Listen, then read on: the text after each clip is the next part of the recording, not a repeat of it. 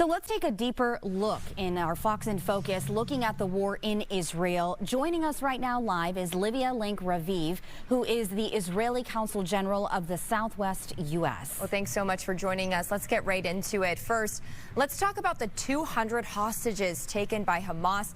Are the strikes by Israel putting pressure on Hamas to release them? Well, good evening, and thank you for having me, first of all. I should hope so. You know, our goal is very clear, and it is dismantle the terrorist infrastructure of Hamas in Gaza and bringing back home our kids, our women, and men, and elderly, just bringing them all back home. And this is top priority.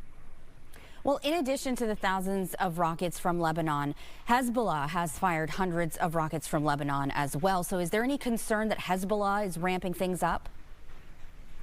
I think it's more than a concern. What you just mentioned is evident, yes. And so it's all unorchestrated. We can look on the regional level and see how Iran is sending its long arms, its proxies, first with the Hamas, through the Hamas, an organization that is financed and guided by the Ayatollah regime in Iran.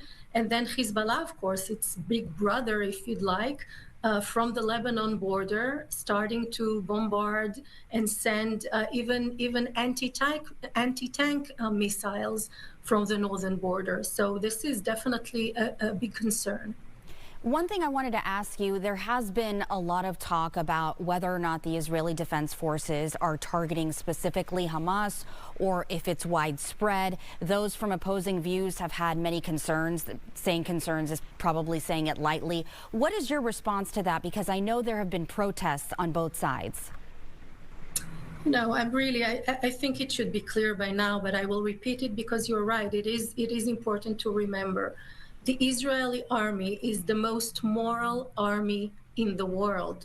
We never had, we're not doing it now, and we will never, ever target civilians. Our war is against the terrorist organization Hamas in the Gaza Strip. And while our soldiers are out there fighting in order to defend civilians, unfortunately, Hamas is doing the exact opposite.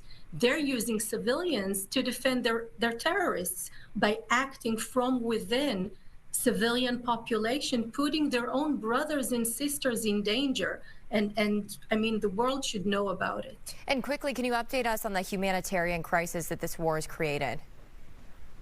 So again, you know, words matter and we need to be accurate. There is no humanitarian crisis in Gaza.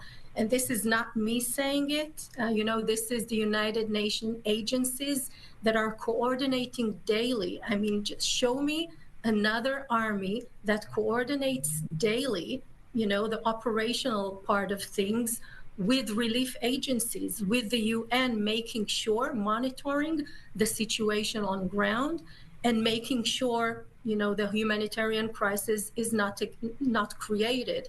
And just in the couple past days, humanitarian supply was entered into the Gaza Strip from the southern border of Egypt.